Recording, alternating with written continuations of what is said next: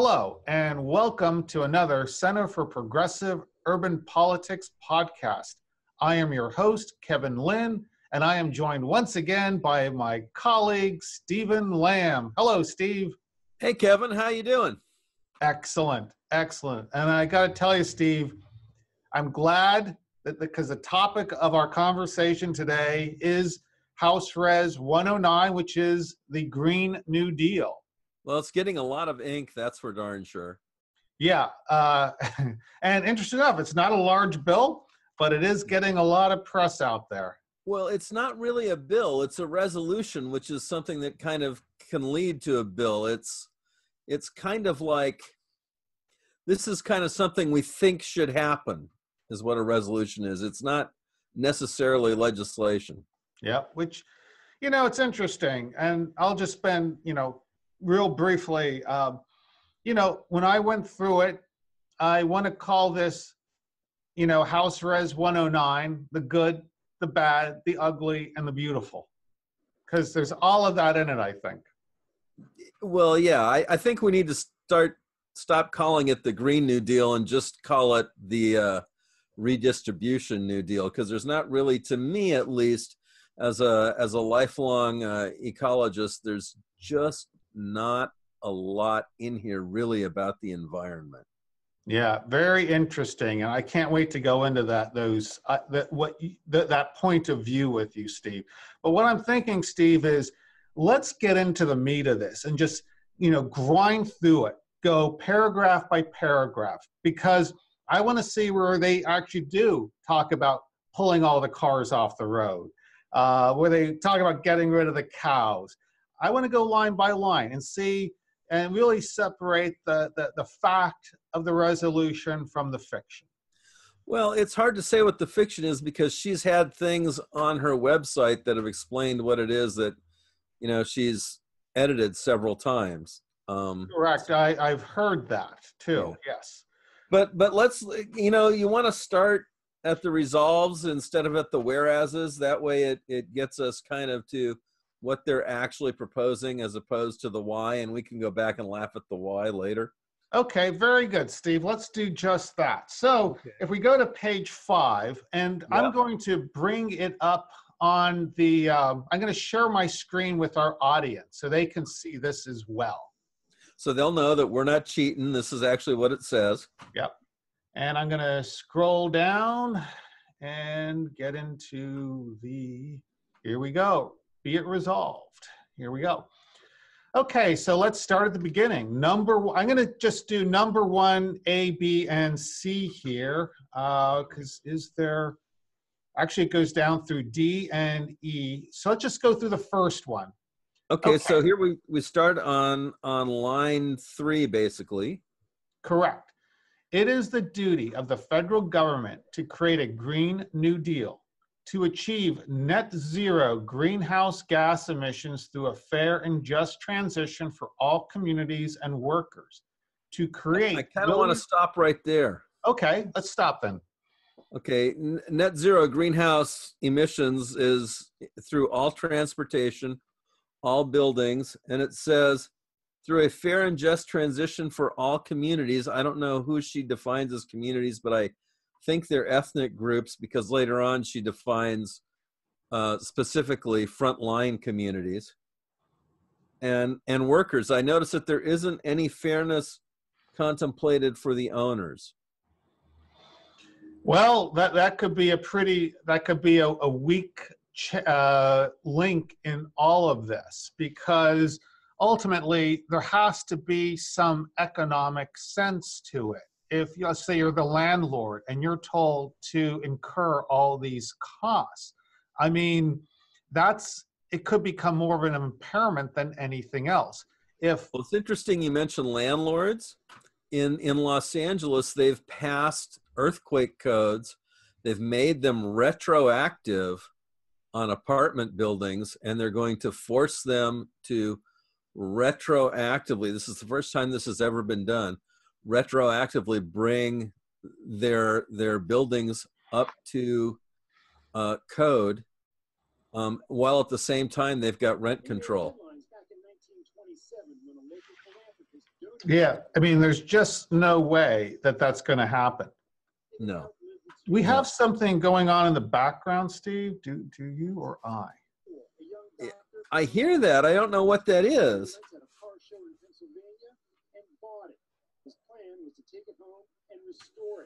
Car show. That sounds like it must be mine.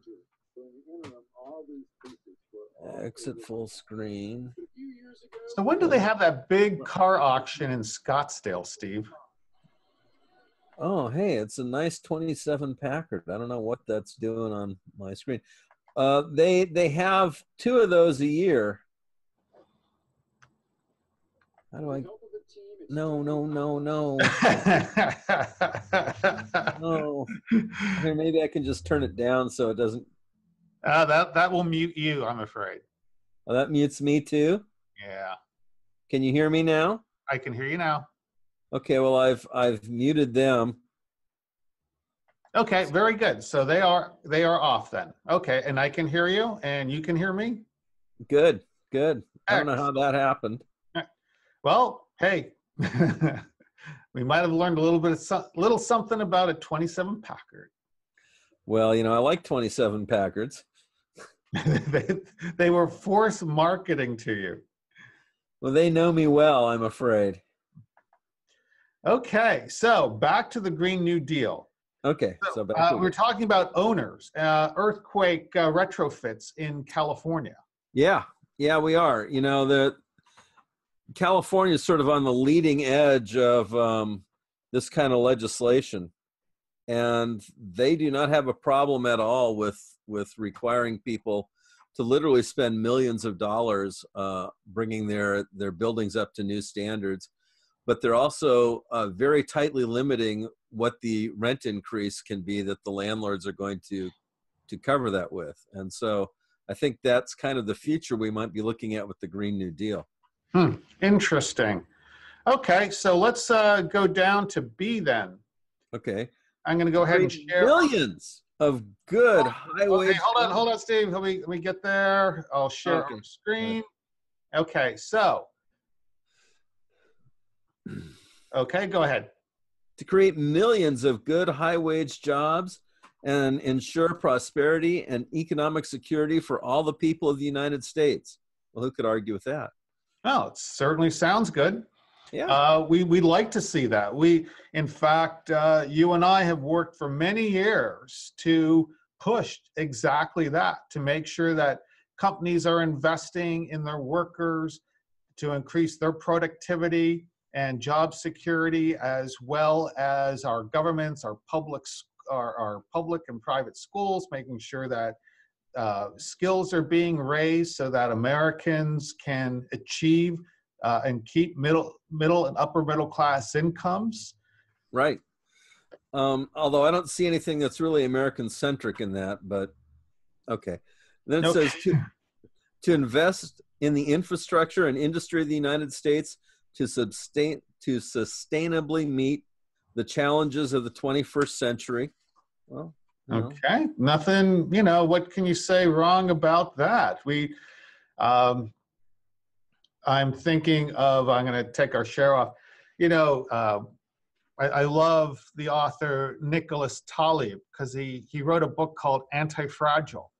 Right. And he used that term very purposefully because it was not to be, fragility is one thing, but what you want to be able to do is to those things that work against you actually make you stronger. So we want to, by creating a world that's sustainable and prepared for certain shocks, that's the kind of world we want. We want to be that kind of prepared as we go forward as a country. Yeah, and I sort of have problems with a lot of the so-called green technology. A lot of it is extremely computer laden and not repairable and very fragile. I think maybe a little bit less efficiency, but with sort of 150 year repairability is a lot better way to look at things. But No, absolutely. Yeah. And we'll get into that, I think, a little later when we're looking at some of the things that when they start talking more specifics about what they'd like to implement. Right. I'll go ahead and share our screen again.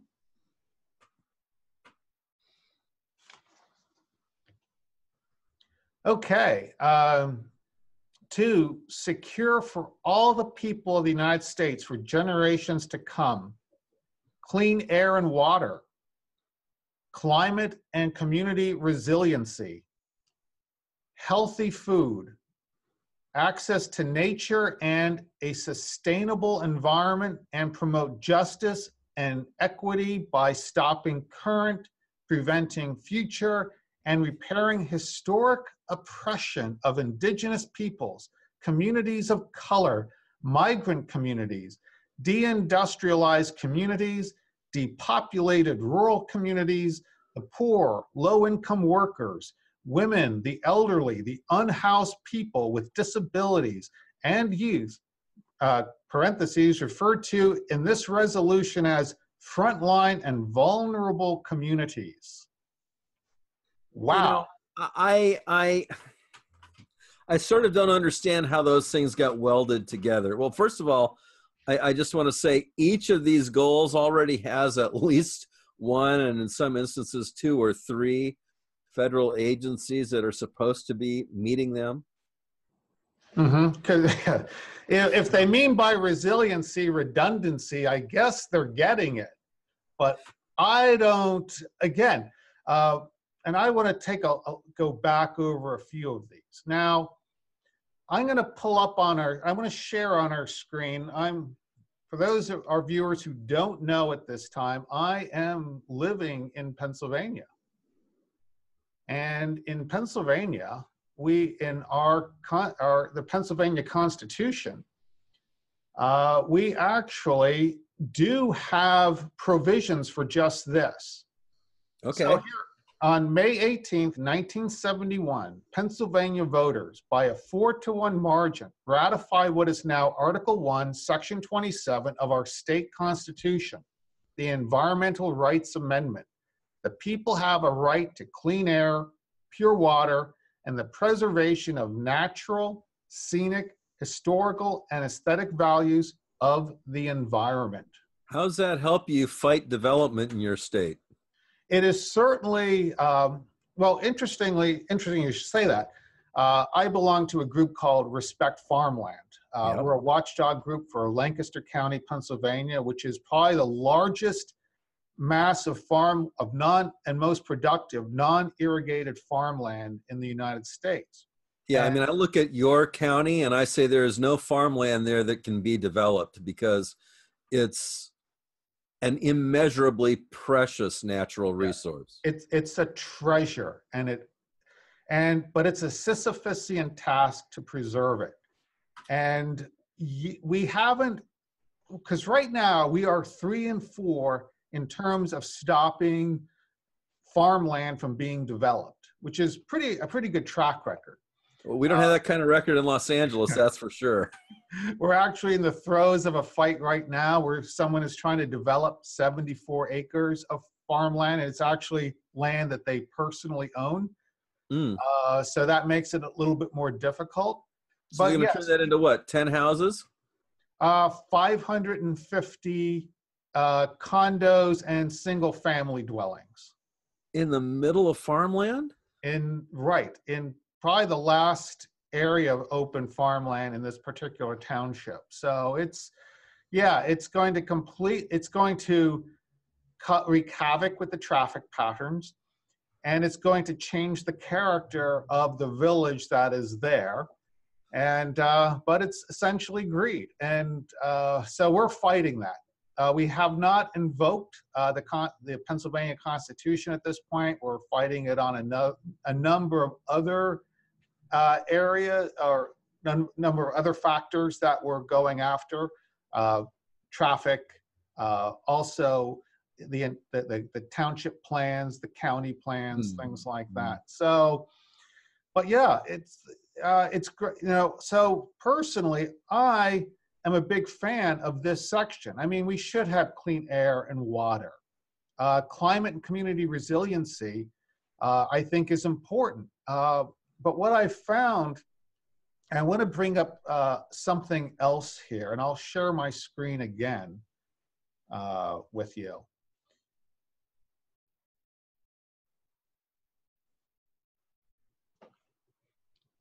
So here we have, I don't know if our reader, or Steve, if you're familiar with the book by Jared Diamond, Collapse. Oh, sure. Collapse. Yeah. Yeah.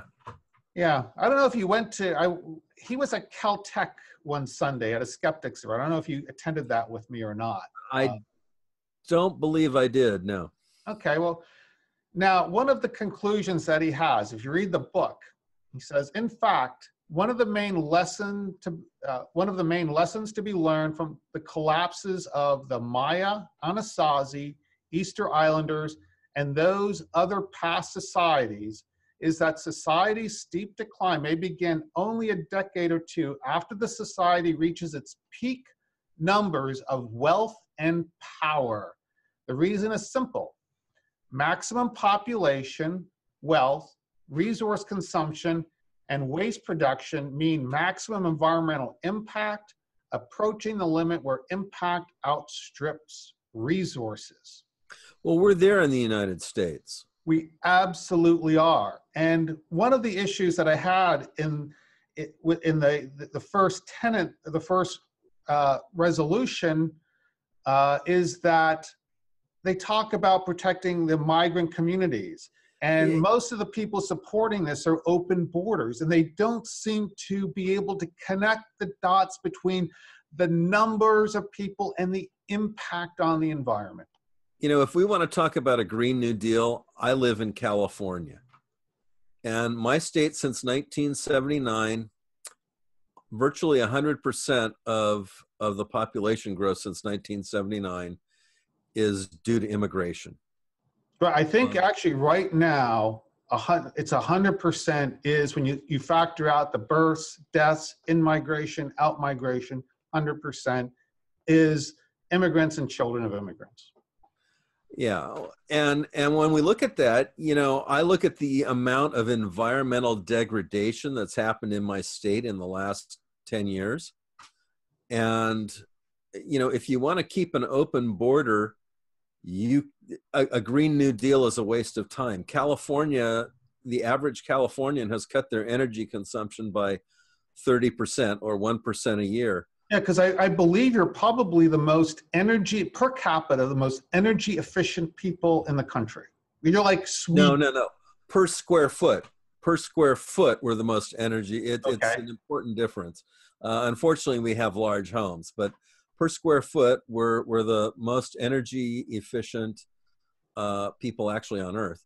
But it really doesn't matter because there's 10 million more of us. So in a population of 40 million, a third of them, 10 million, are due to immigration. And, you know, you can't cut enough. You can't save enough water. You can't recycle enough sewage, not that we've built any plants to do that. And the environmental degradation in my state is horrendous. And, you know, it's just a fool's errand to think that you can get to a Green New Deal and keep increasing the population. When Richard Nixon was president, which is now 40-something years ago, they actually studied what the sustainable population of the United States would be. And they thought it was somewhere around 280 million. And how many people are we at now? I mean, when I was a kid, we were at about 210, 220 million. And now we're at 330 plus million people. Yeah. So, you know, the numbers do matter, particularly when you look at the size of our individual carbon footprints. They are significant. Yep. So, yeah, well, I'm sure we'll be talking more about that as we go. I'm going to go ahead and share our screen. All right. We will go into the next round, the next thing to be resolved with here. Okay, number 2. The goals described in subparagraphs A through E of paragraph 1, referred to in this resolution as the Green New Deal goals, should be accomplished through a 10-year national mobilization, referred to as a resolution as the Green New Deal mobilization. That will require the following goals and objectives. Can we stop there for a second, Steve? I was just going to ask that. 10 years is I mean, we did a lot. I mean, when you look at from during the Roosevelt, FDR years, what they were able to do in terms of mobilizing things like the Works Progress Administration and many other organizations that built a lot of the infrastructure we enjoy today. So as a country, we're not strangers to these kinds of infrastructure mobilizations. Well, although I think she took her idea off the moonshot,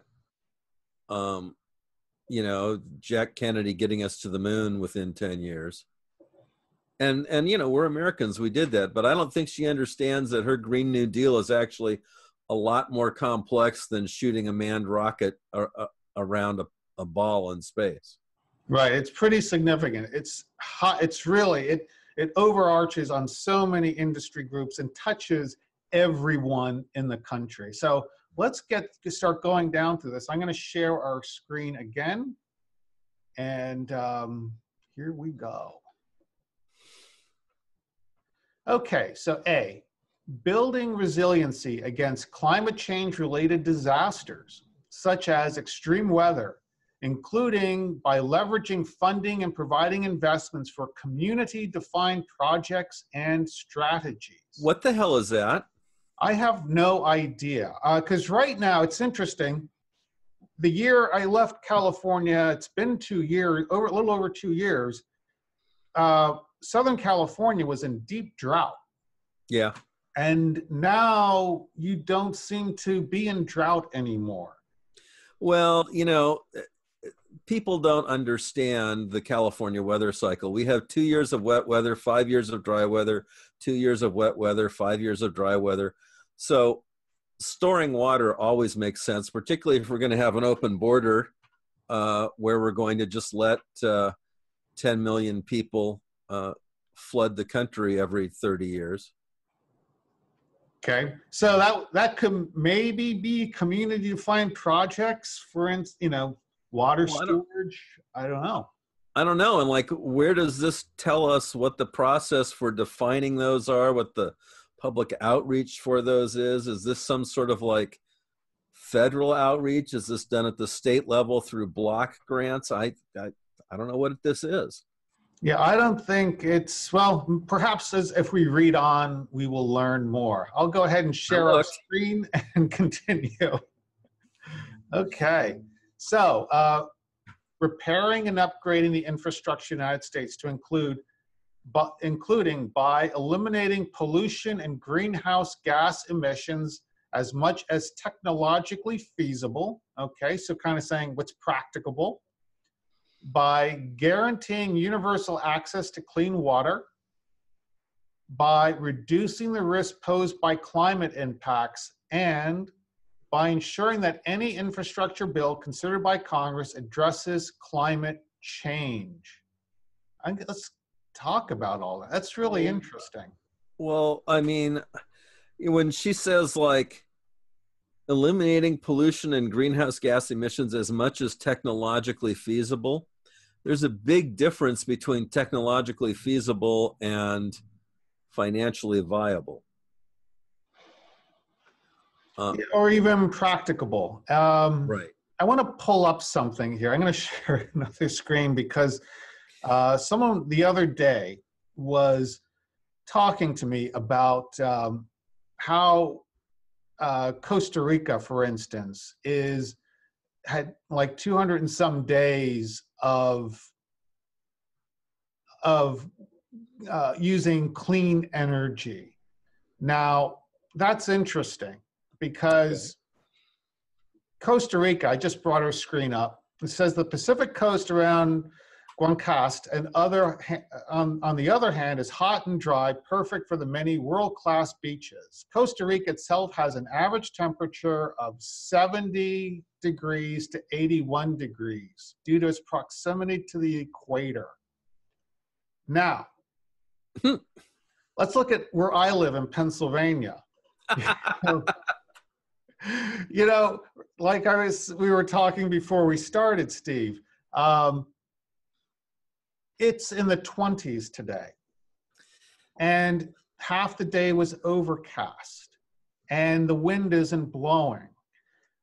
We would be very hard pressed to meet our energy needs, you know, to one, heat our homes and offices on clean, green energy. I mean, here I'm in proximity to 2 nuclear operations. We still have 3 Mile Island and well, Kev, you know, I've been comparing electrical generation and amounts of carbon dioxide per kilowatt. uh-huh. And the lowest carbon dioxide generation there is nuclear power. It's true. It comes. It's very hairy. Yeah. You might recall, Steve, I was very much involved in the shutting down of one of the nuclear plants in California, and you know, I was working on trying to shut down Diablo Canyon.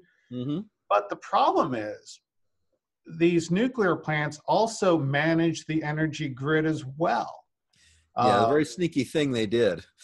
Yeah. So, but they come with a lot of hair. We got to do something with the waste. Now, it's interesting. When I was involved in that fight, I was contacted by a number of people in the pro-nuke sector. Mm-hmm. And one of the things I had learned was, you know, we probably shouldn't have gone with water cooling. We should have gone with salt. And, you know, I guess that's because the father of our nuclear program was a nuclear submariner. And that's what he was schooled on. So, well, of course, the French have got a system now where they recycle the rods into a next generation of reactor. mm-hmm. They recycle it into pebbles. I don't know. Yeah, I mean, it's hairy, but you know what it tells me is, as a country, we're not ready to go 100% clean and green. And again, if we keep, as you were talking about earlier, if we keep growing the aggregate size of our population, we're going to erase any benefit that we get from a clean green program. Well, and we've done that in California. We've completely erased, I mean, we've been a very environmental state for 50 years, and we've totally erased all the benefit of our environmentalism through population increase. Yeah. You know, and it's interesting you mentioned that, because in the 80s, when I was in my East Asian Studies economics classes, we were looking at countries like the Philippines and Indonesia. They had great economic growth, but it was wiped out by their population growth. They couldn't keep up with the infrastructure. Absolutely. We have the same issue. We can't keep up with our infrastructure. Yeah, and unfortunately, until people who come to the country bring, you know, their sewer systems and their water filtration systems and highways and schools, yeah, we're always gonna be in a fight, I think, for that. The United States is importing roughly 1.5 million people a year, legally, somewhere around there.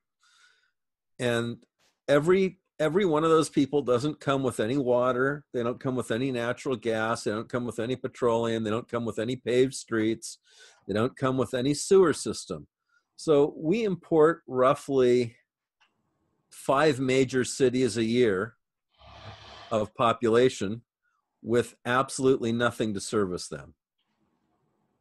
Frightening. And, you know, a clean New Deal should make out as its cornerstone, you know, population stabilization, which frankly, we achieved back in the early 1970s.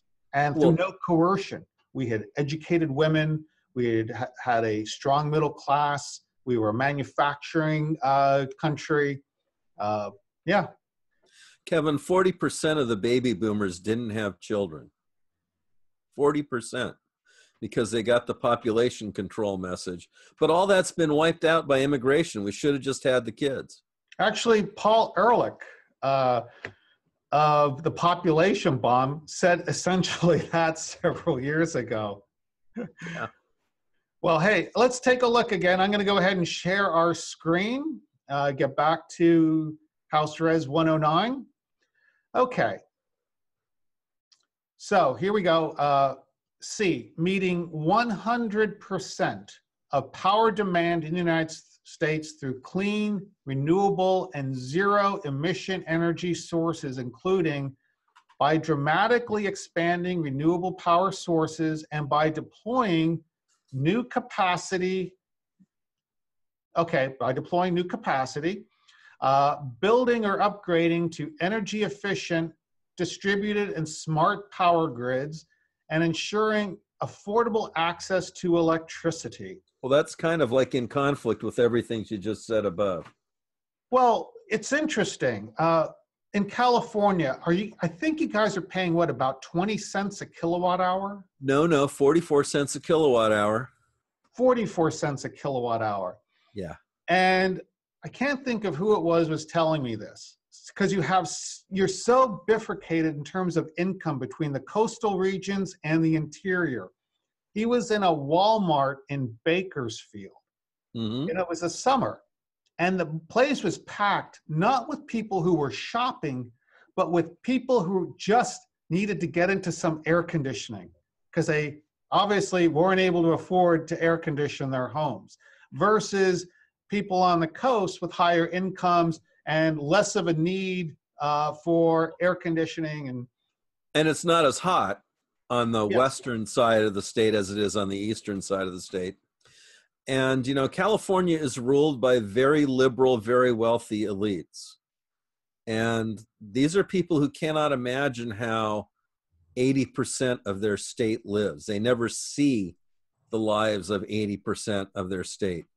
I am probably the poorest person most of these politicians will ever meet. And, you know, I'm certainly by no means anywhere near the bottom of the California barrel. But they just have no idea how people live. Mm-hmm. And we seem to have accepted that. It's almost like we accept that there is a serf class anymore. Well, those elites don't accept that there's a serf class. They don't recognize that the serf class exists. Right. They just, it's totally off their radar. And it's really disturbing because, you know, the state of California has the second most expensive electricity in the nation. And we do because they deregulated electricity. And when the municipal and other electrical companies got deregulated, somehow they came up with this scheme where they had separate companies for generation, separate companies for transmission, and separate companies for delivering to your home, like the last couple blocks to your house. So each one of these is taxed, and each one of these sends a bill through a unified bill. So, you know, my bill after deregulation, although I cut my electrical energy use in half, my bill went up 30%. Wow. Yeah. Yeah, and you have a pretty small place square footage wise there. Yep. And I live like a turn of the 19th century person as opposed to a 20th century person. So interesting. Well, okay, let's dig once more into our resolution, the HR 109. Here we go. I'm going to share our screen. Okay, E, upgrading all existing buildings in the United States and building new buildings to achieve maximum energy efficiency, water efficiency, safety, affordability, comfort, and durability, including electrification. Wow, that is going to take some unpacking because, as we've just been talking about, these things add costs. I know myself when I was involved doing property tax work and talking to commercial landowners, they might have a lead building, but they weren't able to really charge a premium for that extra investment in the building. Right. You know, LEED is kind of a scam too. There are numerous studies that show that LEED buildings, when they're retrofitted, sometimes even all the way to platinum, don't perform any better. In fact, sometimes they perform worse in terms of energy usage than they did before the retrofit. Interesting. And this is kind of like known in the architectural community, and everyone shuts up about it because it's not acceptable to talk about it. And because a lot of people in the business are making money off the LEED stuff. But, you know, once again, here in California, we have the most strict health and safety building codes in the world, next to Japan's. Japan is more strict. We have the most strict green code in the world. And what's this has done is it's made housing unaffordable to anyone except the super rich. In California, you have to make, like in Pasadena, Altadena, where I live, you have to make over $230,000 a year to afford the median house. Wow. Yeah. Well, there you go. It's not a lot of people. Affordable housing, when they talk about affordable housing in California, they're talking about something that's a condo that's only $450,000 just. Wow. And Los Angeles, the fastest sector of job growth is in jobs that don't require a high school education. That's great, except they also don't require that you get paid very much. Right. Yeah. Yeah. Thanks to the $15 minimum wage, that's what you're going to be earning. But guess what? You're not going to be able to afford to live anywhere but your automobile. Yeah, well, you know, that's $30,000, right? And you think, wow, man, that's great. Someone at minimum wage is making $30,000 a year. But you know, I'm trying to help 3 different people who are making a lot more than $30,000 a year stay in Altadena. I'm like, you know, trying to call up friends who are landlords, trying to hook them up with some kind of deal, trying to find something they can rent that's affordable. And you can't find anything in my community now that's less than like $2,000 a month.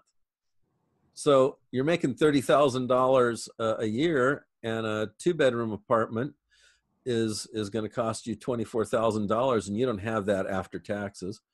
And if you get a 1-bedroom apartment, it's $1,800 a month. So you still don't have the money after taxes to even pay rent. Crazy. Well, shall we dive back in, Steve? Yep. Okay, I'll go ahead and share our screen.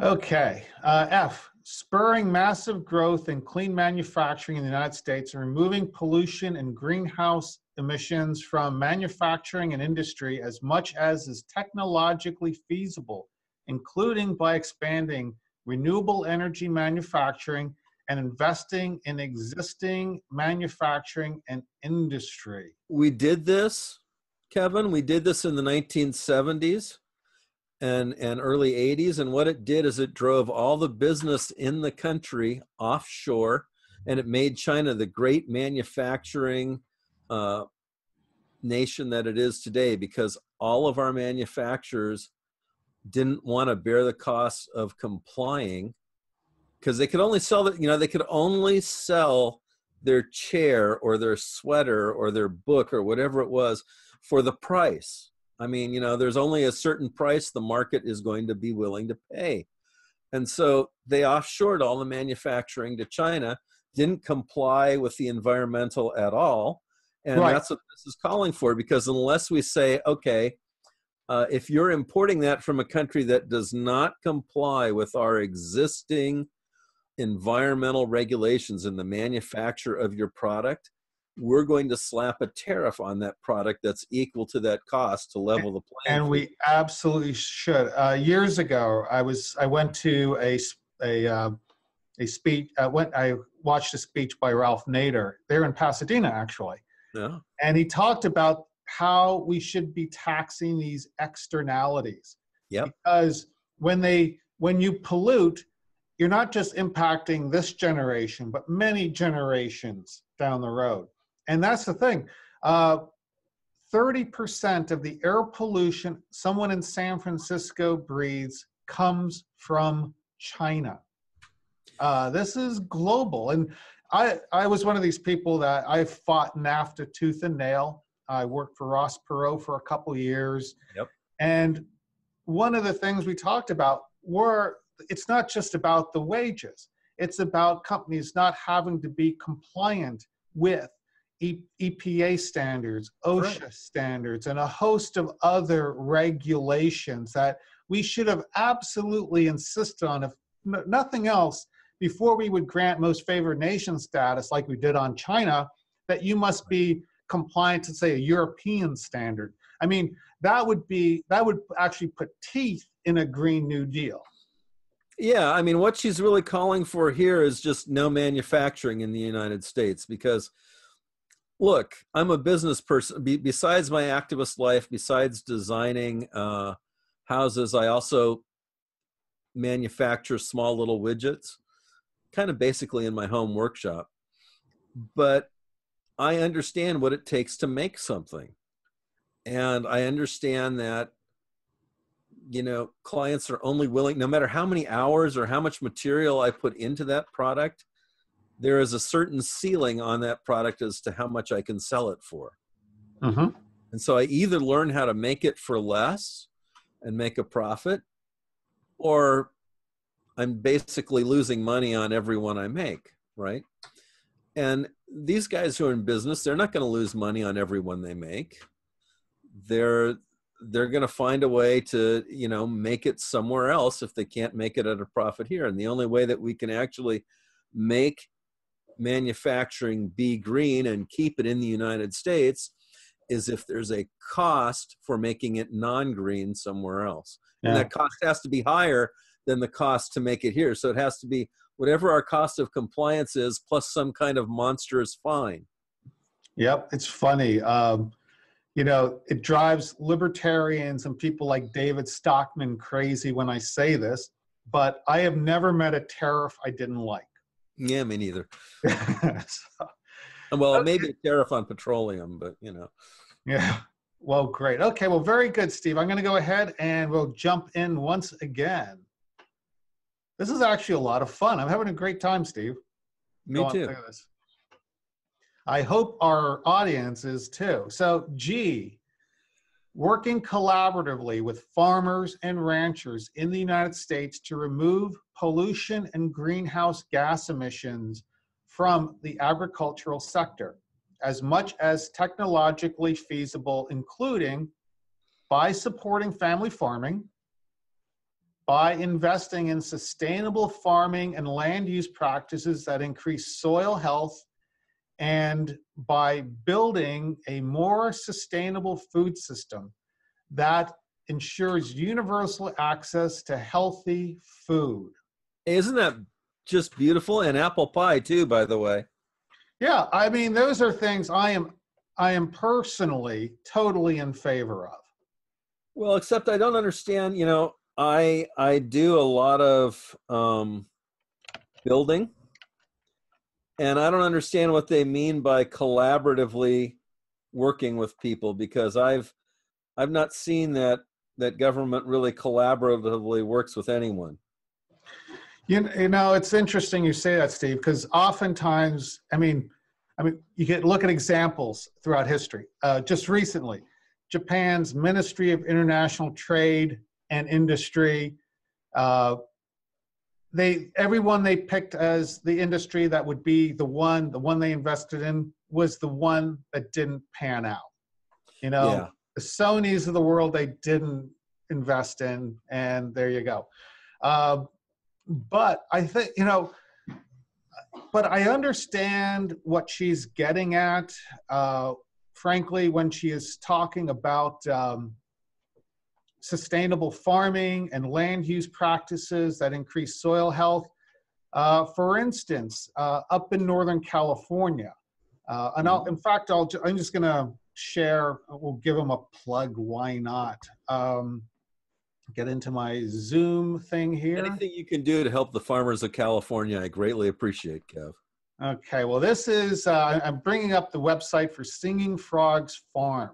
Okay. Now, what's amazing is they are organic farmers. Now, they have the benefit of probably getting in 3 crop cycles a year. They're in California due to the climate. Right. But they're making $100,000 an acre. And as you can see, you know, everything they do, they don't extract from the soil. They build the soil as they grow. So these things are possible. However, it's going to require commitments from very different places. It's not something we're going to engineer overnight. For instance, several years ago, I attended a Bioneers conference. And Michael Pollan, he's the author of the book, The Omnivore's Dilemma. Right. And he had a chapter on Joel Salatin, the organic farmer from the Shenandoah Valley. And he walked on stage with a big McDonald's bag and a thermos. And from the thermos, he poured something dark, and he pulled out a Big Mac, and he said, okay, it requires 3 cups of oil for it to produce every Big Mac. We So that's are petroleum. We are highly dependent on fossil fuels for corporate farming. Part of it is, you know, Well, Richard look at Nixon. the length of the chain. Yes. My potatoes come from Idaho, right? Mm-hmm. And that stuff gets like flash frozen, and then it gets put in a truck where it's refrigerated, driven to California, where it gets put in a warehouse where it's refrigerated, right? Where it gets shipped in a refrigerated truck to the fast food joint, where it gets put in the refrigerator, and then where it gets fried. Okay, so there all those energy inputs, whereas if you're picking the potatoes out of your neighbor's backyard, all that goes away. Right. And then think about too the fertilizers, because you know at the court, you know, Nixon was very big with his farm bills, you know, get big or get out. Right. And Yeah. unfortunately, that drove out a lot of small local farmers. And the scary thing to me, Steve, not about this bill, because I actually like this part of the bill, but the scary thing is, if let's say we were to attempt to implement this, and at the end of Michael Pollan's speech at that Bioneers conference, he asked himself a question. He said, you know, he was talking about the benefit of local, and we were talking about, you know, really lowers the carbon footprint of that kind of farming. But can we feed 7 billion people? I mean, we're feeding so many people because of fertilizer and all these fossil-based, oil-based inputs. And so as adults, we should look at the total cost and the kind of sacrifice this is going to require from us. Well, you know, Kev, you know the Gervaises down at the Urban Homestead in Pasadena. Right. And, you know, God bless them. In fact, interesting enough, Steve, that video is still getting lots of views, that interview that you did. Right. And, you know, those folks, they've committed to live their lives farming in an urban area and support themselves off their farm. And, you know, I go down and talk to them all the time. And as kind of like a civilian in non-food business, you go talk to them, you go, hey, you know, Justin, how's it going, man? Oh man, we had so much rain. It's bad for the plants when we get too much rain. Or, oh man, we didn't have enough rain. Or, man, I'm just really tired. I've been working like 18-hour days for like the last 6 months. And I don't think we really have an appreciation for how hard a life farming is for people who are raising our food. And also how much, you know, industrial production, as hard as that life still is, made it much easier for the farmer than it ever was. And, right. You know, when you're committing to green farming, when you're committing to sustainable farming, you're committing to more of the nation being involved in the farming business and more of the nation working 18-hour days for months at a time to feed the country. And I like my comment earlier about the elites who run California, I think Cortez has no idea what she's talking about when she's talking about this. Yeah, obviously. Well, let's get back into it, Steve.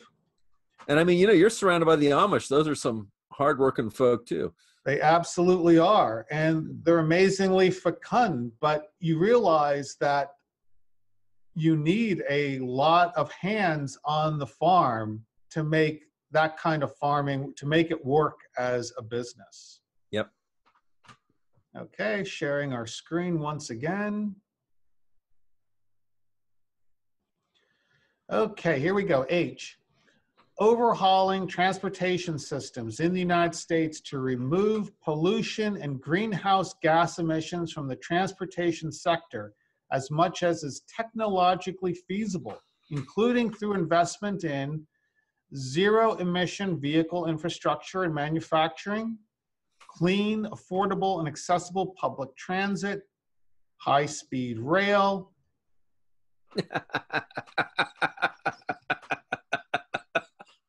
Okay, again, now California had a little run-in with high-speed rail. How'd that work out for you? No es bueno. I don't know how many billions they've spent, but they haven't laid a single foot of track yet, and the governor's basically given up on it. He's going to run it between two farm towns so that they can keep the federal money they've already gotten, or he's going to try that. Trump's doing a crawlback. Let's just talk about, before we talk about high-speed rail, can we maybe in California and in the other states restore the amount of rail we had in 1940? Absolutely.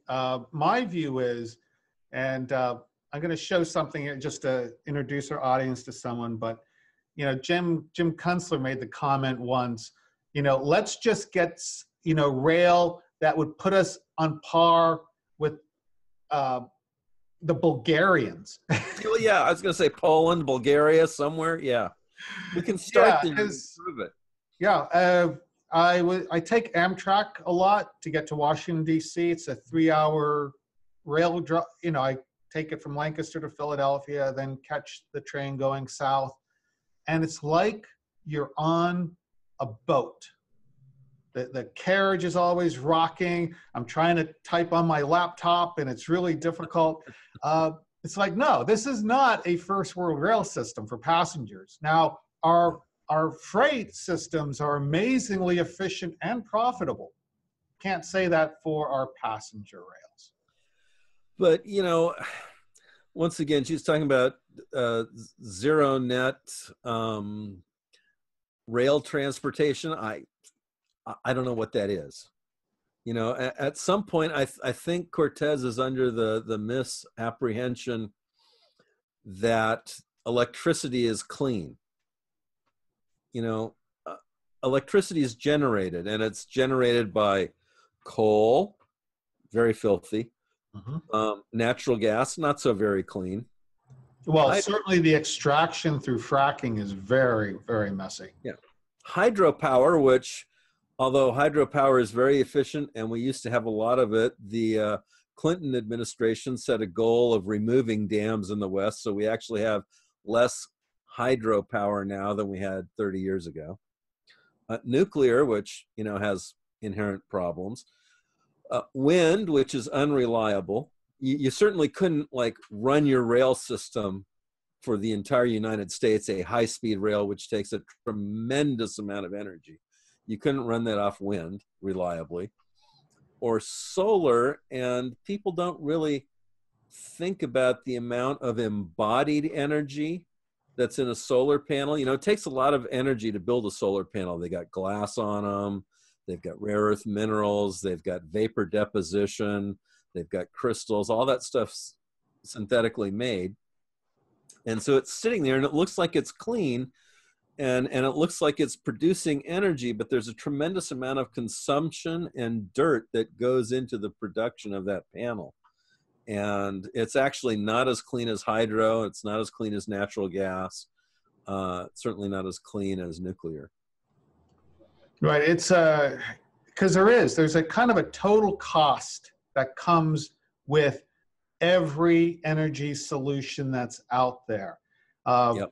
You know, for instance, one of the big pitfalls of solar, for instance, whether it's photovoltaic or it's heating water, you want to be able to store the energy, but that would require huge batteries that would weigh tons to be effective. And I want to share the screen real fast. You know, California's got a system like that. And it's another example of our sort of colonialist, racist, green elitism. Edison down in San Diego, they have a huge solar plant that makes all this beautiful renewable energies.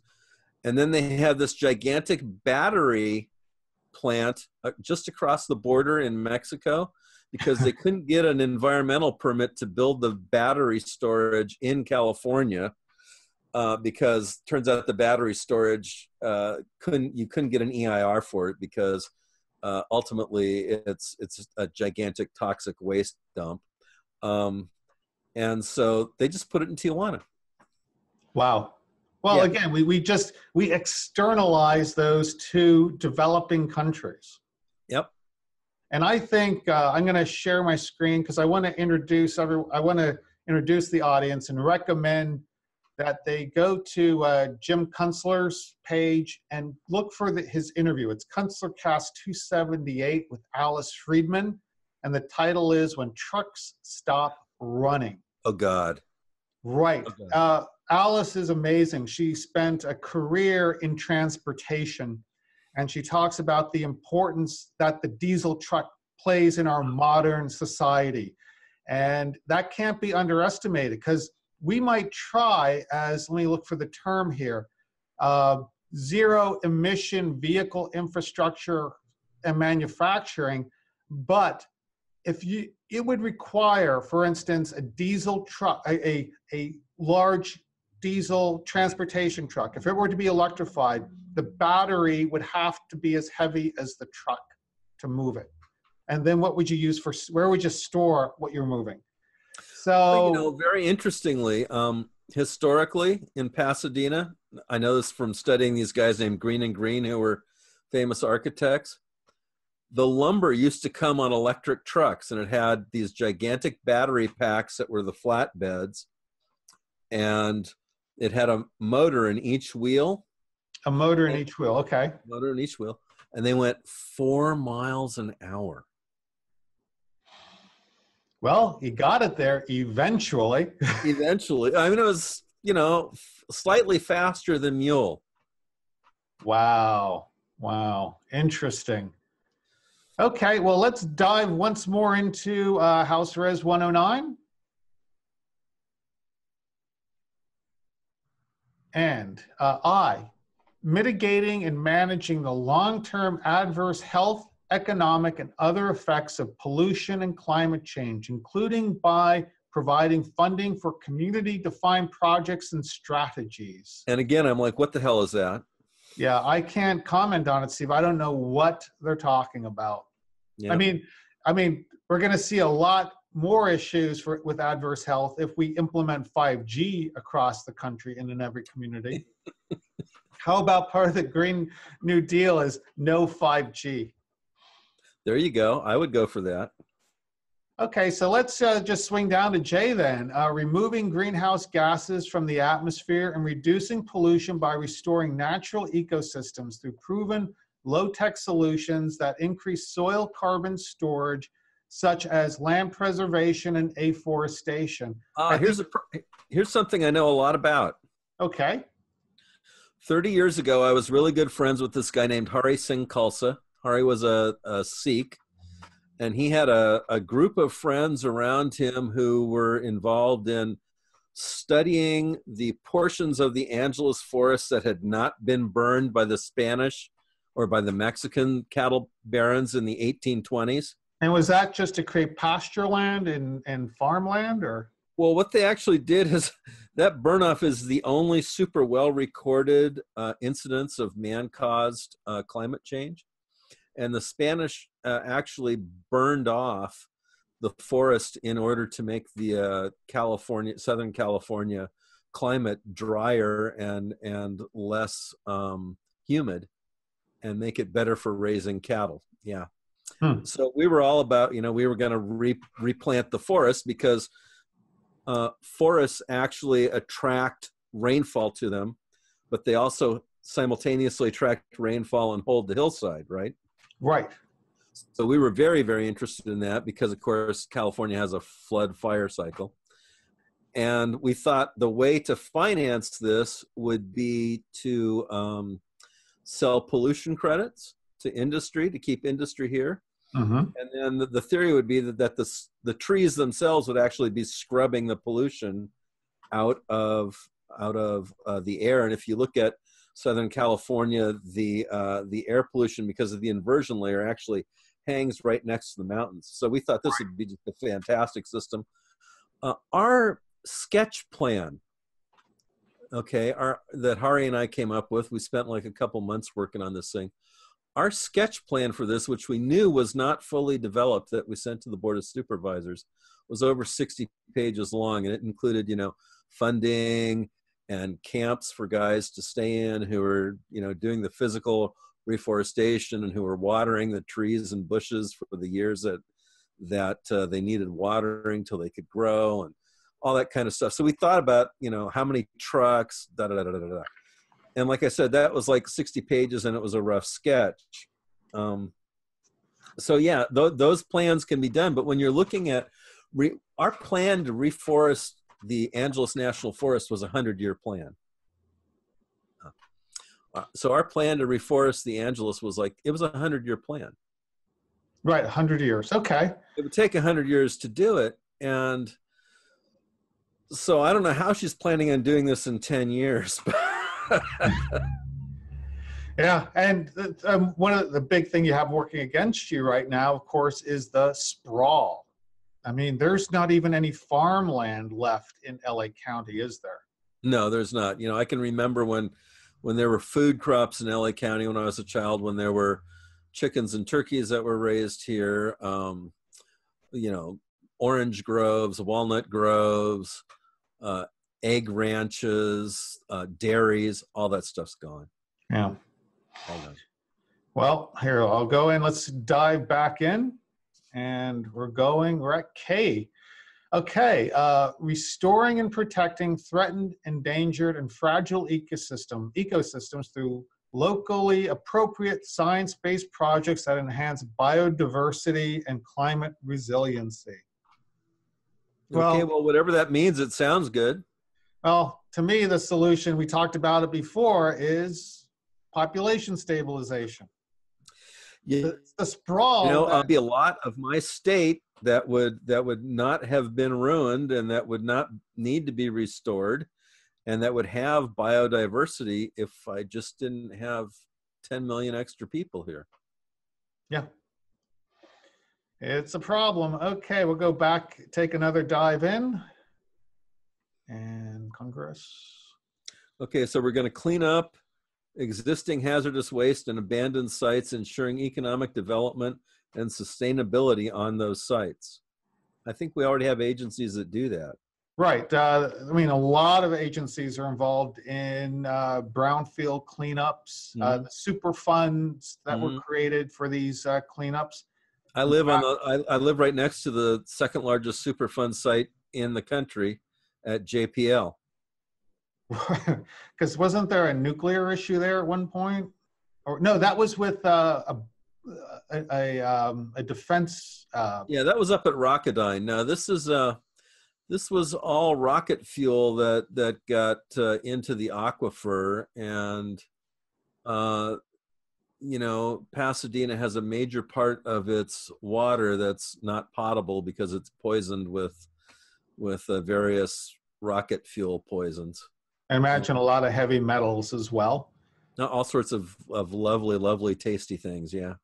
Yeah, it's funny. One of the town I grew up in here in Pennsylvania, there was a steel mill, and the steel mill is gone, and that But the was a pollution's super still fun. here. Yeah, Yeah. the heavy metal is still in the water. Yeah. Yeah, yeah, it's a heck of a thing. Okay, we'll go back into going through our Green Deal. Yes, M, identifying other emissions and pollution sources and creating solutions to remove them. And promoting the international exchange of technology, expertise, products, funding, and services with the aim of making the United States the international leader on climate action and help other countries achieve a Green New Deal. Sounds like free technology transfer from the United States to everyone else to me. Well, we get that. Other countries get the benefit we train a lot of foreign students here. We employ them as postdocs through programs like OPT and others, and that's tech transfer. I call it tech transfer by sneakernet. Yeah, well, and it was very nice of us through Boeing to teach the Chinese how to build really complex modern airframes for their new fighter jets and bombers. Yeah. The benefits from that just keep accumulating and accumulating. And this is one of the things that I think I have a problem with the whole Democratic Party, even though I'm still a Democrat, is that, when does it become about the nation and the citizens? Why is this even in here? Why are we going to go give away? We're going to spend trillions of dollars developing these new technologies.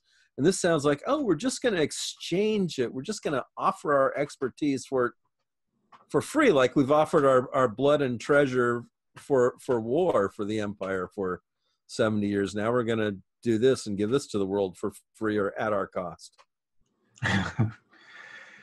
Yep. Yeah. Such a bargain. Okay, we'll drop down. Oh, this is the part I love. Okay, here we go. Number 3. Here we go. Go ahead. A Green New Deal must be developed through transparent, inclusive consultation and collaboration and partnership with frontline and vulnerable communities, labor unions, worker cooperatives, civil society groups, academia, and business. And to achieve the Green New Deal goals, mobilization, a Green New Deal will require the following goals and projects. And we'll get to the goals and projects later, but I look at this and I go, the federal government isn't even set up to do transparent, inclusive consultation and collaboration and partnership with, I guess, only frontline communities. I guess the other communities don't matter. Right, because I think they described a frontline community as indigenous people. Well, indigenous or some sort of ethnic minority or impoverished or rural, but they certainly didn't say all citizens. And I don't know why we're just not doing it with all citizens. And they've got academia, they've got civil society groups, worker cooperatives. I think there's 8 of those in the country. Labor unions, but what about I don't know, average citizens? What about shareholders? I mean, actually, shareholders are an important part of the economy, even though I'm not one. What about property owners? It seems like all those groups just kind of got left out. Yeah, it's troubling. When you think about the mobilization during World War II, it was everyone doing their bit. I mean, everybody down to the dog groomer was dog grooming for the war. Bring out your aluminum. Yeah. Paper drives. Are we ready to move on, Steve? Yep. Okay. I will bring it up. Okay, 11. Okay, A, providing and leveraging in a way that ensures that the public receives appropriate ownership stakes and returns on investment, adequate capital, including through community grants, public banks, and other public financing, technical expertise, supporting policies, and other forms of assistance to communities, organizations, federal, state, and local government agencies, and businesses working on Green New Deal mobilization. Should we continue down this? Yeah, just keep going down because, you know, because it's a lot of hyperbole. Yeah. To me. Okay. Ensuring the federal government takes into account the complete environmental and social costs and impacts of emissions through existing laws. Okay. I'm all for, enforcing, like the Constitution. There we go. New policies and programs, ensuring that frontline and vulnerable communities shall not be adversely affected, which tragically they typically are, on just about everything. Well, why not just though all American communities? I mean, you know, it's like, why are we picking in this Green New Deal global implementation? Why are we picking winners and losers within the legislation itself? Yeah, maybe it's what we spoke about prior. Maybe it is a redistribution scheme, of a wealth redistribution scheme, Yeah. at the end of the day. Okay. All righty. Providing resources, training, and high quality education, including higher education to all people of the United States, with a focus on frontline and vulnerable communities, so that all the people of the United States may be full and equal participants in the Green New Deal mobilization. You know, Kev, I understand that the people who Cortez defines as frontline communities haven't gotten a fair shake historically. I mean, I get that. I live in one of those communities, actually. I live in a traditionally working class Black community.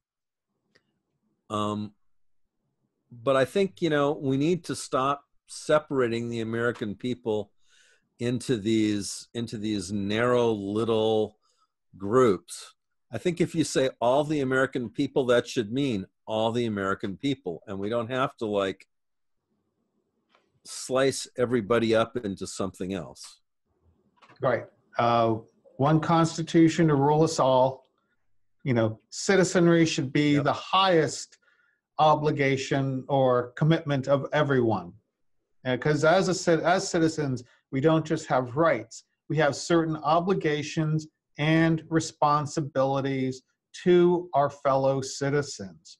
And to say, okay, well, this Green New Deal is going to impact, favorably impact someone more than others, I think right out the bat, they're setting it up to be a loser.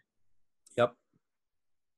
I mean, how do I buy into that? How do I say, let's say for a moment that I don't live in Altadena, that I don't live in a traditionally working class, traditionally Black and Japanese neighborhood, okay? Let's say I live in San Marino and I live in a traditionally white and wealthy neighborhood. Well, why do I support this? This has nothing in it for me. Yeah, and frankly, I don't even know those that might benefit, the vulnerable, how they buy into it. How does the wealth, how does the positive impact of this funnel to them? I don't understand that either. I see that it could. Earlier it mentions, education and employment. So I see how it could benefit those communities because we've deindustrialized. What the hell? Wait a second. I've got some. Damn it. What the hell? Okay. I have our share up again. D, making public investments in research and development of new, clean, renewable energy technologies and industries. Right. We do a lot of that already. We do have the national labs, and certainly we can do more. E, directing investments to spur economic development, deepen and diversify industry and business in local and regional economies, and build wealth and community ownership while prioritizing high-quality job creation and economic, social, and environmental benefits in frontline and vulnerable communities, and deindustrialized communities that may otherwise struggle with the transition away from greenhouse-intensive industries. Okay, I think that's fair. I mean, I think, you know, how she defines those communities, those are the ones that mostly have the traditional modern industrial employment, and those are going to be hard hit. Yeah, we're just seeing just this week, General Motors closing down a plant. Another plant, yeah. And, you know, of course, the Green New Deal, the first Green New Deal in the 1980s in California, completely wiped out the furniture industry in California with emission standards. So we no longer make furniture in California. It was one of our leading industries. We wiped that industry out because there was no way for them to make a product that they could guarantee and sell and meet our VOC requirements. So that production all went to China. Yeah, interesting enough. Remember in the 1990s, there was that meme out there, certain jobs don't have an economic right to exist. Yep. Yep. But they do have an economic right to exist, just not here because we're too good for your job here. Right. But boy, we'll offer all kinds of benefits and incentives, you know, for Amazon to move into your backyard. But meanwhile, thousands of jobs are outsourced, offshored each year here. We bring in hosts of people on employment visas to displace American workers. You know, why isn't this stuff in the Green New Deal? How about a fair deal for the American working class? Well, absolutely. How about we're not going to allow anyone to immigrate to fill industrial slots until a good faith effort is made by industry and the states to educate American citizens for these jobs. I mean, you know, nursing, there's been a nationwide nursing shortage for years in my wife's industry because the hospitals have colluded to keep wages and working conditions down with the federal government to import women from other countries. Right, because they save 20 to 40%. They get a workforce that is quiescent, easily exploitable. Hey, what's not to like about that? And when you got the federal government helping you out, well, enough. And, you know, I don't know how it is in the rest of the country, although I talked to some Amish folks when I was in Pennsylvania with you last summer, and they indicate that it's pretty similar to how it is in California. Oh, they're growing the farmers here, not so much the Amish, but the other, you know, the other farmers, of which there are many, because everyone comes from like kind of Anabaptist strain. You have the Mennonite, Old Order Mennonite, right, Amish, and other factions and groups, but they're growing very addicted to Mexican labor. That's too bad. But, you know, I was in, I have had some relatives recently in hospital, and it's astounding to me because hardly anyone on staff speaks English as their first language. And it's really, really difficult to talk about complex medical issues when the three people who are talking about it with you all have different levels of English understanding and different, very hard to decipher accents. Yeah, and also cultural differences. Yep.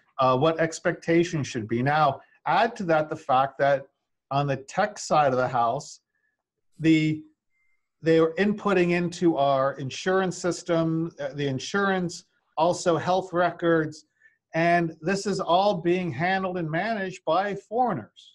Yeah, we brought in H-1B workers. Whole IT shops have been outsourced in these insurance and healthcare companies, and a lot of that management is now being offshored. Right. And so the people handling the data, the feedback loop to improve our healthcare, simply it's breaking down as a result of this. Yep. It's all, you know, being handled by people in India and Pakistan. It's being stored there. It's being managed there and then re-exported by satellite to here. Crazy. Well, let's continue on, Steve. Back at it and sharing the screen. Okay, I'll bring us up. We're down to F here. Well, again, I just don't see that the federal government has a process for that. Yep. Yeah, the federal government absolutely does not. Okay, here, ensuring the use of democratic and participatory processes that are inclusive of and led by frontline and vulnerable communities and workers to plan, implement, and administer the Green New Deal mobilization at the local level. You know, Kev, I've been involved, as you know, in local politics for a long time, 40 years of my life. And what I see is that the agency makes up their mind about what they're going to do.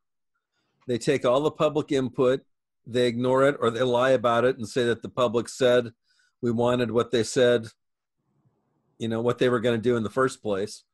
And so when I look at this, I mean, I think they're really pretty words, but in reality, that's just never going to happen. No, I don't think so either.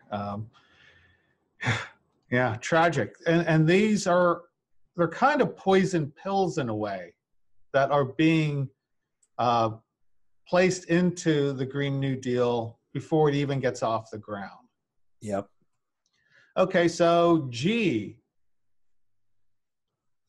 ensuring that the Green New Deal mobilization creates high quality union jobs that pay prevailing wages, hires local workers, offers training and advancement opportunities, and guarantees wage and benefit parity for workers affected by the transition. Well, so there we've decided that the unions are going to win. I mean, I'm for union membership. I'm for people getting a living wage, but I don't understand why this says that as part of the Green New Deal, people are going to get union jobs as opposed to jobs that pay well and provide benefits. Well, that's actually something the federal government has become very good at. You look at, for instance, the Federal Reserve policies. They pick the winners and the losers. After 2008, they picked the bankers and the elites as the winners, and they picked the millennials and the Zs and all future generations as the losers. Asset prices get forced up. People's values of their home rise, but guess what? If you're just starting your careers or your families, you don't get to buy into any of that. Yeah, I'm looking forward to the great crash of whenever. You know, even though I own a house, right? I mean, I own my house free and clear. But, and people say, well, aren't you concerned about the value of your house going down? And I'm like, no, because my brother's kids can't afford to buy a house. And they absolutely can't. Again, it's a whole notion of these very powerful forces out there picking winners and losers. And here we go, H, guaranteeing a job with family-sustaining wage, adequate family and medical leave, paid vacations, and retirement security to all people of the United States. Then I'll go down, strengthening. Well, that was part of Theodore Roosevelt's 1912 Bull Moose Party plan. And, yeah, and I think we can do that if we have, you probably hear a motorcycle running by the studio here. There you go. If we had strong tariffs, we could do that. Yeah. If we were able to keep manufacturing jobs, which are good money when it all comes down to it, because if you have good paying manufacturing jobs, you have a lot of ancillary industries that are built off that, from the suppliers to the vendors who are all part of that network and net and supply chain. However, when you outsource offshore all of that kind of work, you don't get the good jobs. It's amazing, Kev. Like I said, I manufacture lanterns and some very strange car parts and stuff. And I used to have my choice of half a dozen machine shops in Pasadena. Mm-hmm. And they would just do stuff for me because it was weird and kind of interesting. And they would just kind of do it whenever they had pickup time, right? And those shops existed because there was other manufacturing in my area. And the other manufacturing in my area is gone, and now those shops are gone. And I literally have to send, now when I want something made, I have to send drawings to Arizona and have the stuff shipped back because everyone else has, got such a large minimum order now. The 3 or 4 shops that are in Orange County that it has to go to Arizona for me to get it made.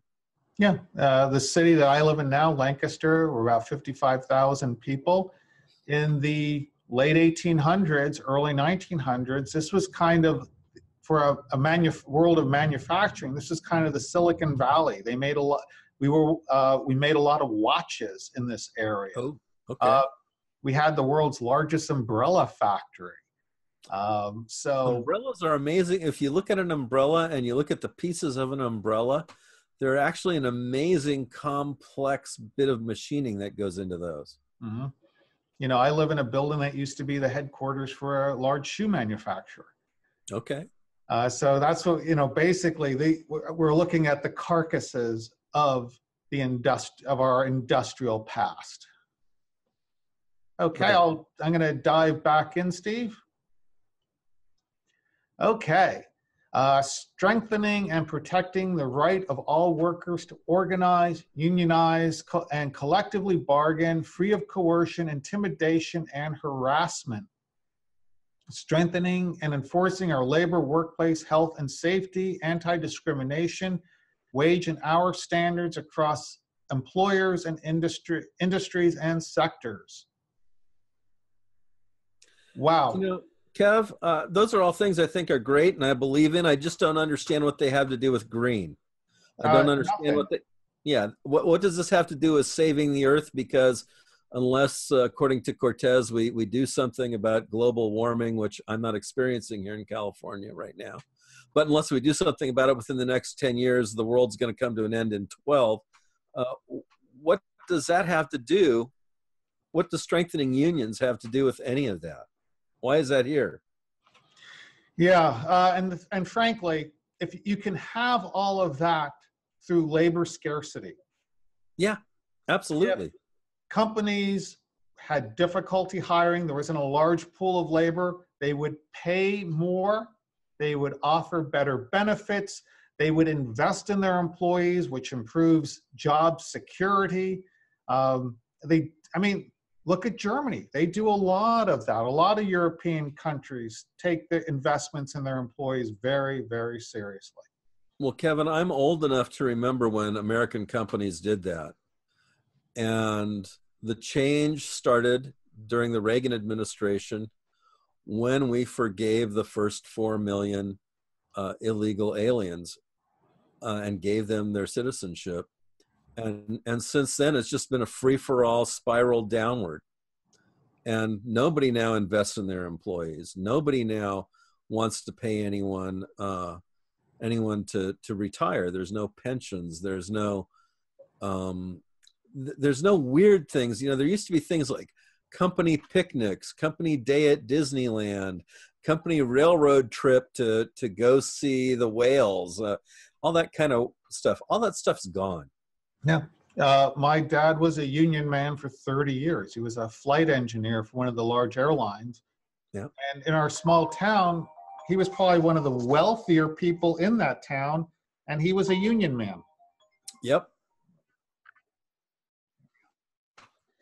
And so let's go on to the next one, Steve. Let me get out of that and go back in again to our HR 109.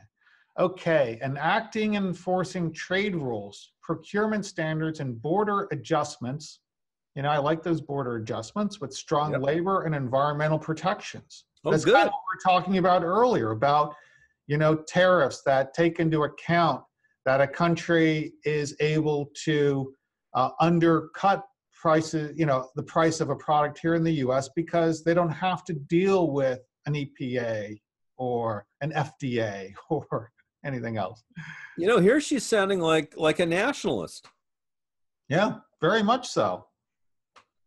To stop the transfer of jobs and pollution overseas. Okay. Oh, there we go. Yeah, we're for that. To grow domestic manufacturing in the United States. We're for that. ensuring that public lands, waters, and oceans are protected and that eminent domain is not abused. Great. We're for that. Okay, let's But wait, you know what I don't see anywhere in here? Ensuring that those new jobs, or that the jobs that are in the United States are done by citizens. Great point. Right now, we have about 700,000 H-1B visa workers here in the U.S. Yep. And taking all those high-tech jobs. Yeah, and interestingly enough, 84% of them are not highly skilled. They are quite ordinary workers. They're here for one thing, and that is to displace the workforce, the native workforce. Absolutely. And we have, you know, in my industry, in the building industry, there's almost nobody left who's native born. I mean, basically, you know, all the craft people, like PBS even did a special on all the craft people in Los Angeles who are migrants and aliens and illegal aliens. And they've displaced, you know, over the last 2 generations, all the native born citizens who used to blow glass, who used to make handmade shoes, who used to make handmade furniture, who used to make leather saddlery and leather goods, all that stuff. They've displaced all the craft workers and crowded them out. I mean, pretty much you can't get a craft apprenticeship if you're an English speaking person from an immigrant, and they've crowded all the native speaking people out. Social Darwinism. Okay, let's dive back in, Steve, because we are moving right along here. Okay, here we go. Page 14, M, obtaining the free, prior, and informed consent of indigenous peoples for all decisions that affect indigenous peoples and their traditional territories, honoring all treaties and agreements with indigenous peoples, protecting and enforcing sovereignty, land rights of indigenous peoples. Now, do you think she's referring to just Native Americans here? I have a sneaky suspicion that she's not. I have a sneaky suspicion because she has said publicly that Latinos are all Native Americans. So I don't think she's just talking about people who you or I or most, in fact, Native Americans would think of as Native Americans. She's thinking of an entire group of other people because she said so. But what I want to know is why aren't we obtaining the free, prior, and informed consent of all citizens for all decisions that affect citizens? I mean, this is a heck of a piece of social engineering. That is what this is. At the end of the day, this is not about protecting the environment. And this is one of my issues with climate change in general. I mean, what spurred on the environmental movement was that a certain canal in New York caught fire. One of the Great Lakes caught fire. Cuyahoga River. Yep. And then also, and today, when you look at things like ocean acidification and the consequences of that and other ways we're polluting, the fact that there are synthetics in every living organism in this planet, what plastics are doing to sea life, we really do need to mobilize, not around climate change, but around protecting the environment and doing things that very directly impact it, not nebulous things, not looking at things ideologically, because frankly, the thing that frustrates me the most about climate change, and I have the benefit of, I had hiking buddies in the 90s that were scientists at Lawrence Livermore, right? And they were climate scientists.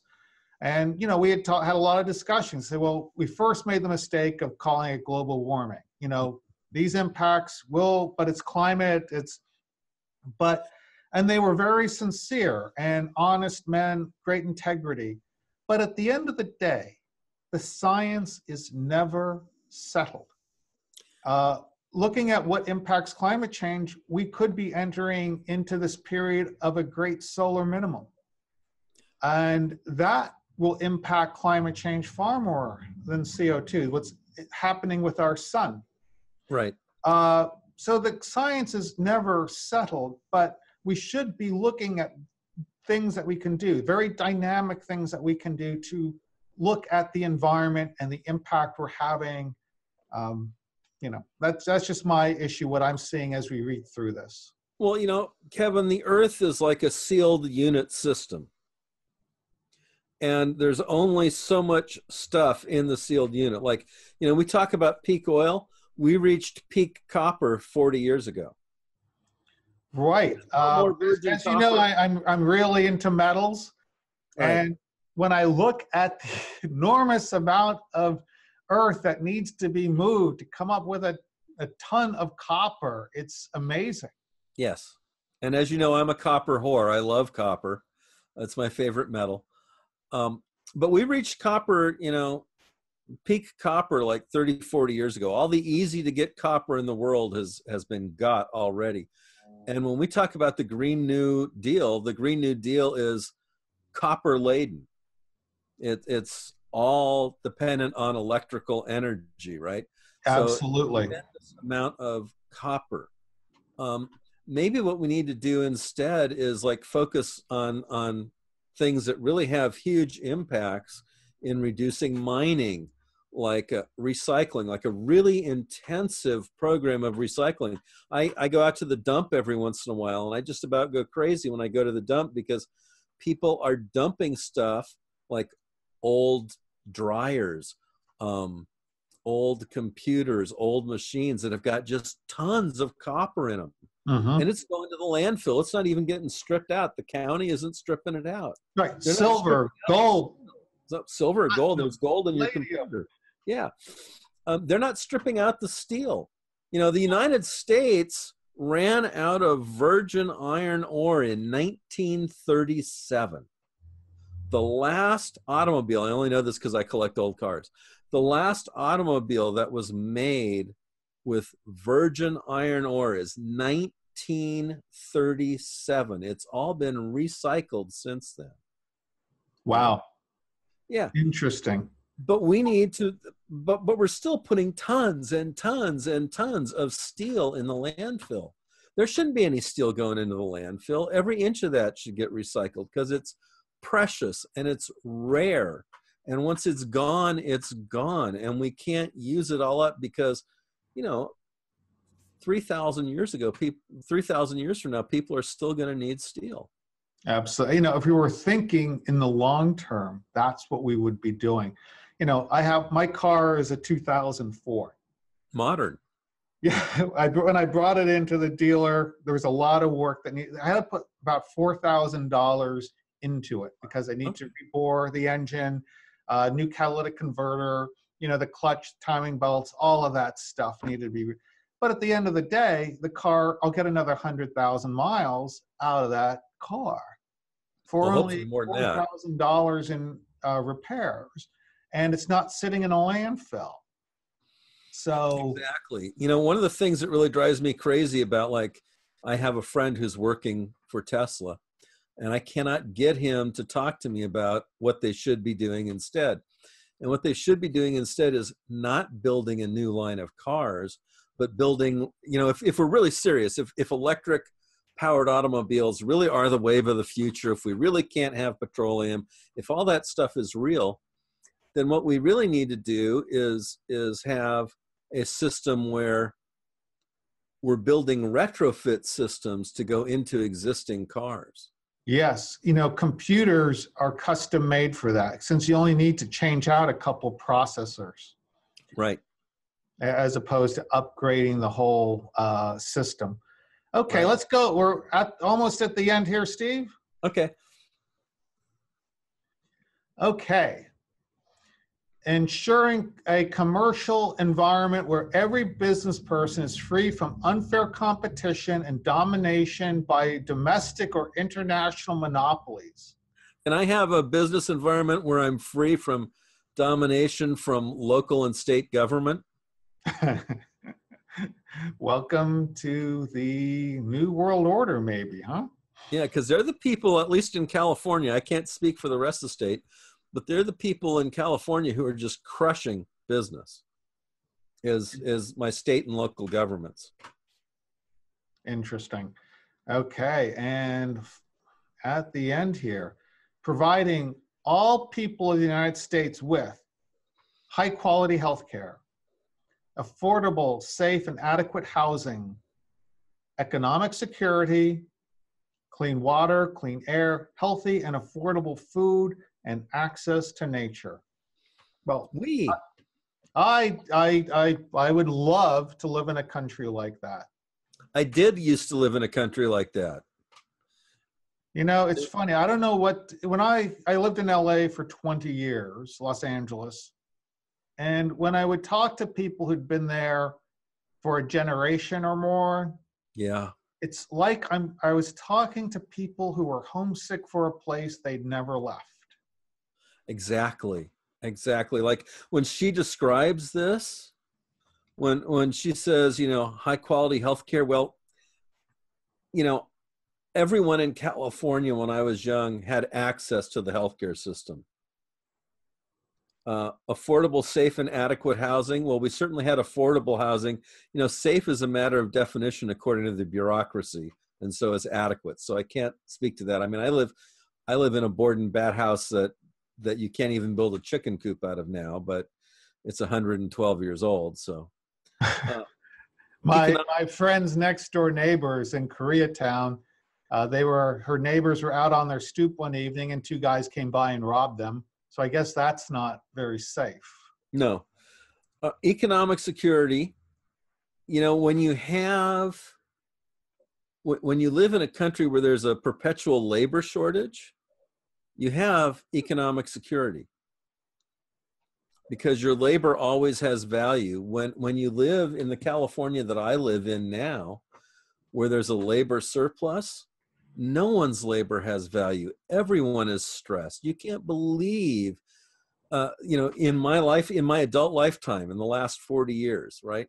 The amount of lack of stress that people in California used to have and the amount of stress they have now, just trying to just barely hold on and just trying with all their might to hold on and stay in the state so they don't have to go somewhere like Kevin has moved to where they have snow.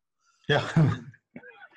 You know, hey, it was 22 degrees this morning when I woke up, and snow. You get used to it, but hey, it was nice being able to wake up when it was during the winter 60 degrees outside and warmed up to 75.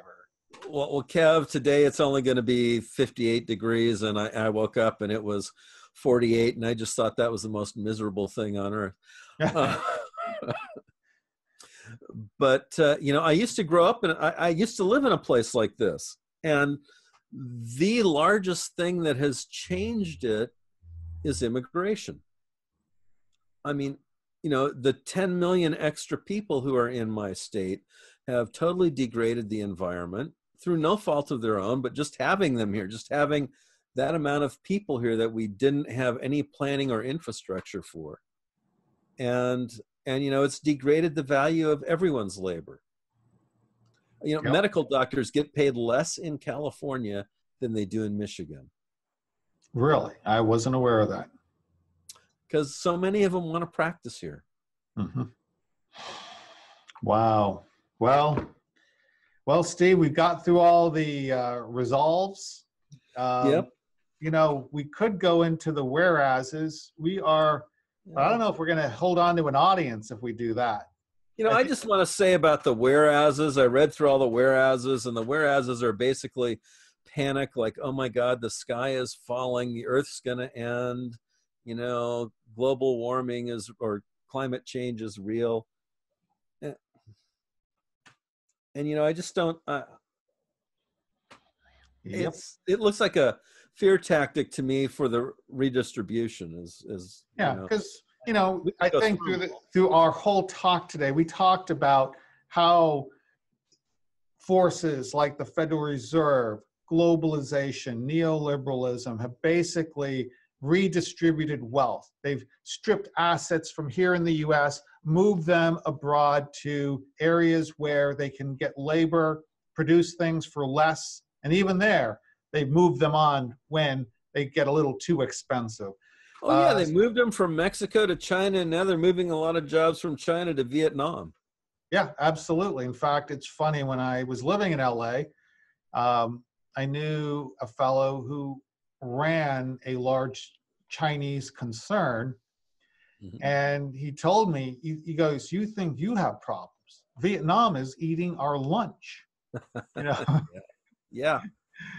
And so yeah, it's very interesting. What's it's, to me, I don't think this bill that could come from this resolution. Yes, we should be resolved to lowering greenhouse emissions. We should be resolved to having an environment that's cleaner and healthier, and we have better jobs. But we have agencies, we have rules on the books that help ensure that. But unfortunately, those rules are often sidelined or simply not enforced. And so, again, to me, in general, this brings into question the credibility of this resolution in general. Well, and I don't see how the globalists in her Democratic Party are going to vote for a bill that's going to be citizen centric. No, but that's how they'll sell it. It's like everything else. Yeah. They'll sell us on something, and they'll put one side against the other. Everyone will support their team if their team happens to have the president that's in the White House, and that's how they'll get it through.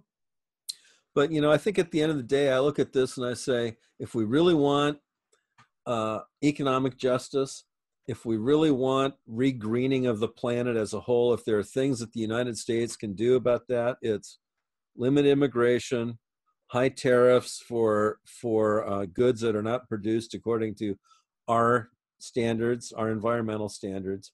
Those are the two best single things we can do. And all this other stuff about picking winners and losers and trying to build industries that aren't being built now.